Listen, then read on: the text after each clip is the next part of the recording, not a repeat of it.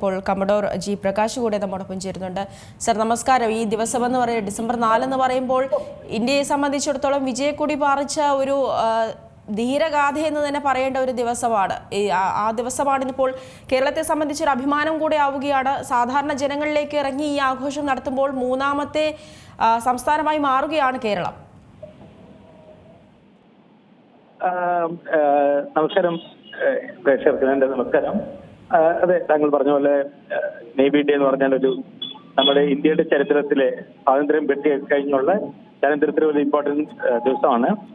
1971 കറാച്ചി അറ്റാക്കിനെ അതോടുകൂടി Pakistan navy Arabian സീയിൽ operations നിർത്തി അവരുടെ ഹാർബറിനകത്ത് ഇരിക്കുകയും അതിനേക്കാട്ടിൽ കൂടുതൽ അവർക്ക് ഇന്നും അവർക്ക് വിഷമം ഉണ്ടാക്കുന്ന കാര്യം അവരുടെ ചരിത്രത്തിൽ അവരുടെ കപ്പലുകളിൽ നിന്നെല്ലാം അമ്യൂണിഷൻ എല്ലാം എടുത്ത് തിരിച്ച് അവര് കരയിൽ കൊണ്ടുവച്ചു. കാര്യം ഇനി എക്സ്പ്ലോഷൻസ് പോവുകയാണെങ്കിൽ അത് കാരണം കപ്പലുകൾ കൂടുതൽ പൊട്ടിത്തെറിച്ചായിരിക്കാം. അതാണ് ഒരു ഭാഗം. രണ്ടാമത്തെ ഭാഗം പക്ഷേ ഈ ഓപ്പറേഷൻ ഡെമോ എന്ന് പറഞ്ഞാല് എല്ലാ വർഷവും നടക്കുന്നതാണ്. സാധാരണ കൊച്ചിയിലാണ് അത് നടക്കുന്നത്. ഇപ്രാവശ്യം അത് തിരുവനന്തപുരത്ത് നടക്കുന്നതേ ഉള്ളൂ. ഈസ്റ്റ് കോസ്റ്റിലാണെങ്കിൽ സാധാരണ വിശാഖപട്ടണത്താണ് എല്ലാ വർഷവും നടന്നിരുന്നത്. അതിന് ഈ വർഷം പുരിയിൽ നടത്തിയതേ ഉള്ളൂ കഴിഞ്ഞ വർഷം. അപ്പൊ അത് കേരളത്തിൽ ആദ്യമായിട്ടൊന്നുമല്ല, എല്ലാ വർഷവും ഞാനും 2016 മുതൽ 20 വരെ 4 വർഷം അത് കോർഡിനേറ്റ് ചെയ്തതാണ്.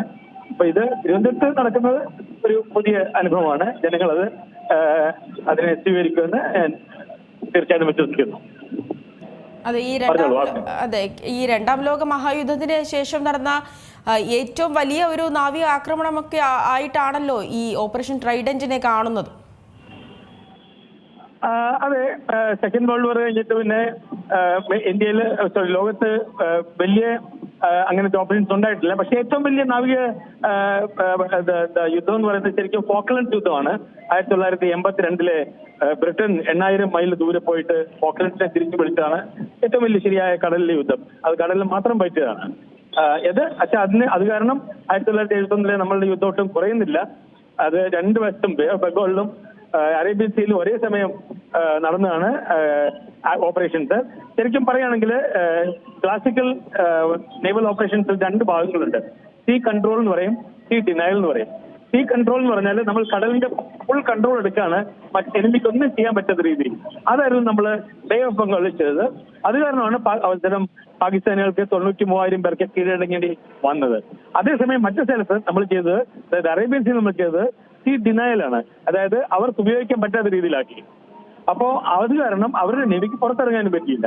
ഈ രണ്ട് കാര്യങ്ങളും, അത് ക്ലാസിക്കൽ സീ പവറിലെ ആപ്ലിക്കേഷൻ ഓഫ് ഫോഴ്സിൽ രണ്ട് തിയറീസ് ഉള്ളതാണ്, സീ കൺട്രോളും സീ ഡിനയലും. ഇത് രണ്ടുമാണ് നമ്മൾ 1971 എംപ്ലോയ് ചെയ്തത്.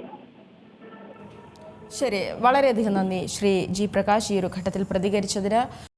ഏറ്റവും പുതിയ വാർത്തകളും വിശേഷങ്ങളും വിരൽ തുമ്പിലറിയാൻ സീ മലയാളം ന്യൂസ് എല്ലാ ഡിജിറ്റൽ പ്ലാറ്റ്ഫോമുകളിലും ലഭ്യം.